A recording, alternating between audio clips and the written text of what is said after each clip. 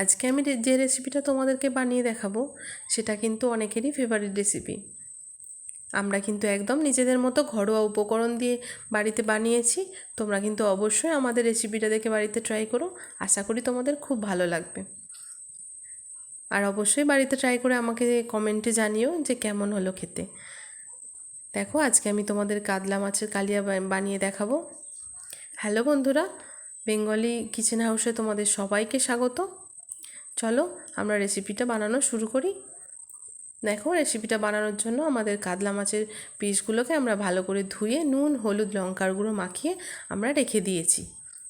এরপর আমরা এখানে যা যা উপকরণ লাগবে সেগুলো, যেমন দুটো বড় বড় পেঁয়াজ আমরা বেটে রেখেছি, 8-10 কোয়া মতো রসুন আমরা থেতো করে রেখেছি, একটা বড় সাইজের টমেটো আমরা বেটে রেখেছি, আর 1 চামচ মতো আদা আমাদের রাখা আছে। দেখো এবার আমরা গ্যাসে কড়াটাকে বসিয়ে দিলাম। বসিয়ে দিয়ে এর মধ্যে আমরা পরিমাণ মতো তেল দিয়ে দেব। তেল দিয়ে এর মধ্যে আমরা কালো জিরে ফোড়ন দিয়ে আমরা মাছগুলোকে ভেজে নেব। কালো জিরে ফোড়ন দিয়ে মাছগুলোকে ভাজলে মাছগুলোর একটা আলাদা টেস্ট হয়, যেটা আমাদের ভীষণ ভালো লাগে। তোমরা অবশ্যই ট্রাই করতে পারো, আশা করি তোমাদেরও খুব ভালো লাগবে। মাছগুলো যেহেতু একটু বড় সাইজের, তার জন্য আমরা মাছগুলোকে খুব সুন্দর আস্তে একদম লো ফ্লেমে ঢাকা দিয়ে দিয়ে ভেজে নেব। না হলে ওপরটা হয়তো লাল হয়ে যাবে কিন্তু ভেতরটা কাঁচা থাকবে। দেখো আমরা সুন্দর করে হালকা আঁচে আমরা আস্তে আস্তে করে ভেজে নিলাম উল্টে পাল্টে। তোমরা কিন্তু আমাদের মতো আমাদের রেসিপিটা দেখে অবশ্যই ট্রাই করো বাড়িতে, আশা করি তোমাদের ভীষণ ভালো লাগবে। দেখো আমরা মাছগুলো ভাজা হয়ে গেছে, মাছগুলোকে তুলে নিচ্ছি। এবার এর মধ্যে আমরা গোটা গরম মশলা ফোড়ন দেব। 2 থেকে 3টে এলাচ, 2টো লবঙ্গ আর একটু দারচিনি ফোড়ন দিয়েছি। দিয়ে এর মধ্যে আমরা পেঁয়াজটাকে দিয়ে দিলাম, দিয়ে ভালো করে ভেজে নিয়ে আমরা থেতো করা রসুনটাকেও দিয়ে দিলাম। দিয়ে আমরা এটাকেও ভালো করে ভেজে নেব।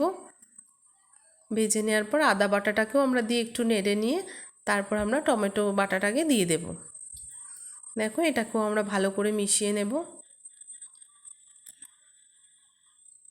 যতক্ষণ না পুরোপুরি মিশে যাচ্ছে আমরা এটাকে নাড়ব, নেড়ে নেড়ে ভালো করে মিশিয়ে নেব, হালকা ভেজেও নেব। এই রেসিপিটা যদি তোমাদের ভালো লেগে থাকে অবশ্যই আমাকে একটা সাবস্ক্রাইব আর লাইক করে যেও।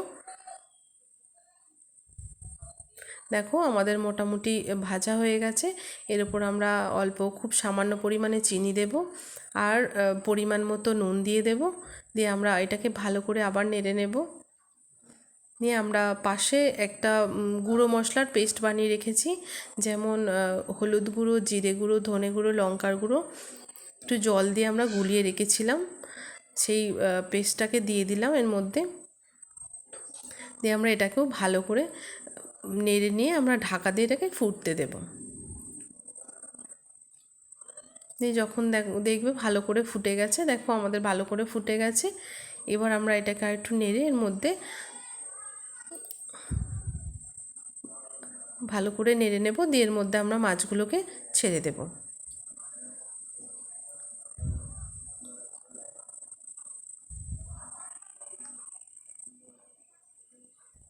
দেখো মাছগুলোকে ছেড়ে দিয়ে আমরা এপিট ওপিট করে রেখে আমরা ভালো করে ফুটিয়ে নিলাম। খুবই আস্তে করে আমরা ঢাকা দিয়ে দিয়ে ফুটিয়েছি।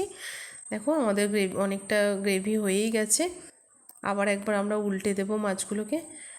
দেখো নামানোর আগে আমরা এখানে শাহি গরম মশলা দিয়ে দেব, 1/2 চামচ মতো দেব। এর মধ্যে কাঁচা লঙ্কা দিয়ে এবার আমরা এটাকে নামিয়ে নেব। তোমাদের যদি বাড়িতে ধনেপাতা থাকে অবশ্যই ধনেপাতা উপরে একটু ছড়িয়ে দিও। আমাদের ছিল না তাই আমাদের দেওয়া হয়নি, তোমরা ধনেপাতা দিয়ে নিতে পারো, খুবই ভালো টেস্ট হয় খেতে। দেখো আমাদের হয়ে গেছে, দেখো কত সুন্দর দেখতে হয়েছে। আর বাড়িতে থাকা উপকরণ দিয়েই আমরা এই এত ভালো একটা জিনিস করে নিলাম। তোমরা কিন্তু অবশ্যই বাড়িতে এরকমভাবে ট্রাই করো, খুব ভালো হয় খেতে। আর গরম ভাতের সাথে এরকম একটা জিনিস থাকলে আর তো কিছু লাগেই না, তাই না বলো?